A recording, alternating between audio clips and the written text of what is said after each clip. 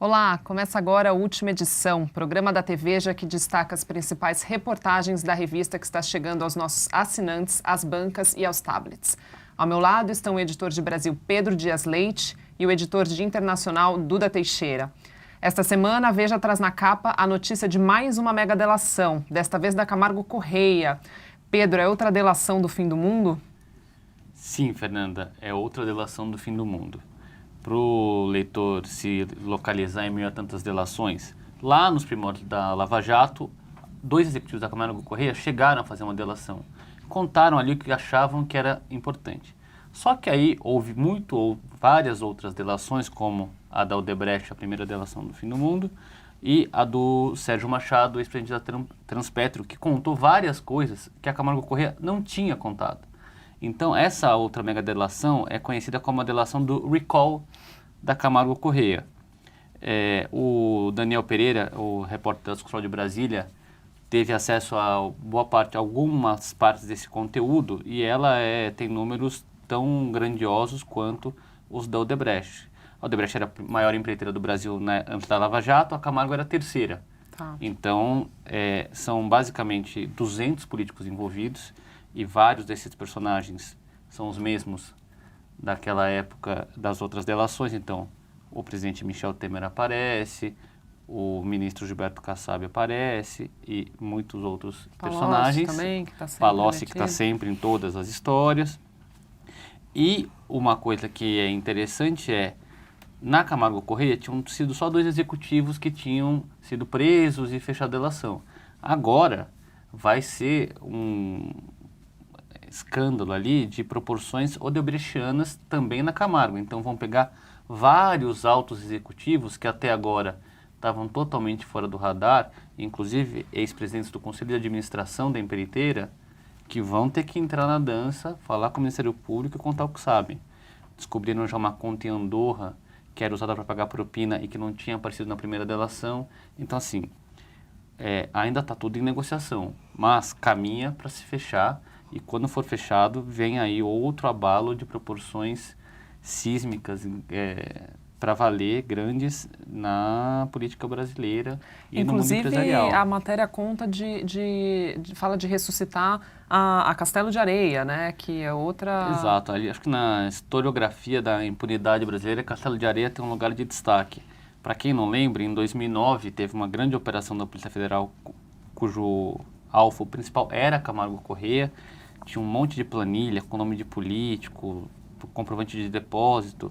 Quando parecia que uma grande empreiteira ia ser pega, a operação foi toda anulada no Superior Tribunal de Justiça, porque ela tinha as operações de busca e apreensão partiram de uma denúncia anônima. Então eles usaram esse vício de origem para anular tudo que foi construído depois daquilo. Então, foi uma grande frustração, porque quando se pensou que ia ter um grande golpe contra a impunidade venceu. Inclusive, alguns dos procuradores da Lava Jato agora, eles estudaram os pontos fracos da Castelo de Areia para não cometer o mesmo erro na Lava Jato e não ter o risco de ser anulada também. Ela acabou ser o único ponto positivo, por assim dizer, da Castelo de Areia é o fato de que ela serviu para fortalecer a Lava Jato e não cometer os mesmos erros. Legal. Tem uma outra entrevista feita aqui em São Paulo, então, que... Não, na verdade foi em Curitiba, mas é parte desse pacote Lava Jato, que é super interessante. O Ulisses Campbell, um repórter aqui de São Paulo, Sim. Que foi para Curitiba. Ele entrevistou o delegado Maurício Moscardi Grillo, que é um dos coordenadores da Polícia Federal na Lava Jato. E o delegado contou vários bastidores inéditos e interessantes, como, por exemplo, a pergunta que todo mundo se faz, quando é que vão prender o Lula? Ele contou que a PF esteve muito perto de prender o Lula há alguns meses e explica ali os detalhes desse bastidor, de como foi essa quase prisão, por que ela não ocorreu e as perspectivas de vir a ocorrer no futuro, entre outras coisas legais que ele conta dos bastidores da Lava Jato que a gente não sabia. Pedro, uma curiosidade até que eu tenho, como funciona esse combinado com, por exemplo, um delegado da PF pode dar esse tipo de entrevista para a imprensa, assim, como que funciona? Ele pode falar Pode, normalmente isso daí passa por uma negociação, a gente pede a entrevista, o delegado tem autonomia, o delegado pode simplesmente decidir falar com a revista, o delegado pode consultar o superior dele, seja o diretor-geral da Polícia Federal, seja o ministro da Justiça que está acima do diretor-geral. Tem do mesmo jeito que as negociações do lado de cá, o que a gente interessa para nós, o que não interessa para nós, tem as negociações do lado de lá. Claro. Pode ser tanto uma pessoa que está super incomodada com alguma questão e resolve botar a boca no trombone, que nem chama whistleblower, né, nos delatores americanos, quanto ou alguma coisa super combinada que eles queiram passar alguma mensagem. Do lado de cá, eu só consigo ver o resultado. Nessa entrevista, o resultado é um monte de coisa que falava-se muito nos bastidores, mas que ninguém nunca tinha dito abertamente, como disse o delegado, como a gente disse. Agora, as negociações do lado de lá, eu só posso inferir. Boa. Duda, você também tem 2 matérias bacanas essa semana na sua editoria. Vamos começar primeiro pelo Trump, então, que deu a primeira coletiva de imprensa essa semana e praticamente o único assunto da coletiva foi o relatório que teria ou não sido produzido pela Rússia conta um pouquinho pra gente dessa matéria, então. É um dossiê, acho que foi a questão mais excitante aí, né? Literalmente. Mas é um dossiê que sai primeiro no site BuzzFeed, e são 35 páginas e narrando o encontro da equipe do Trump com russos, mas a parte mais interessante, que é o que, eu não vou contar os detalhes todos, mas seria uma festinha que teria acontecido num hotel em Moscou, né? E com alguns detalhes e tal.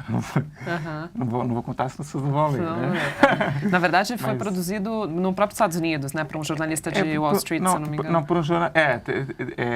foi uma empresa, né? Uma empresa privada. Esse é um relatório que a gente, quando vê um material assim, a gente tende a achar que foi uma agência de inteligência, uma CIA que fez. E nesse caso, não, né? Ele tem uma coisa que acho que aqui no Brasil tem também muito, que é quando você paga por uma empresa privada para achar coisas ruins do seu opositor político, né? E, né, tá cheio, né? O dossiê, que aqui a gente toma um super cuidado, mas o BuzzFeed, por exemplo, publica isso sem checar, qualquer comprovação, né? Então isso levanta um debate ético que a gente também analisa um pouco isso, né?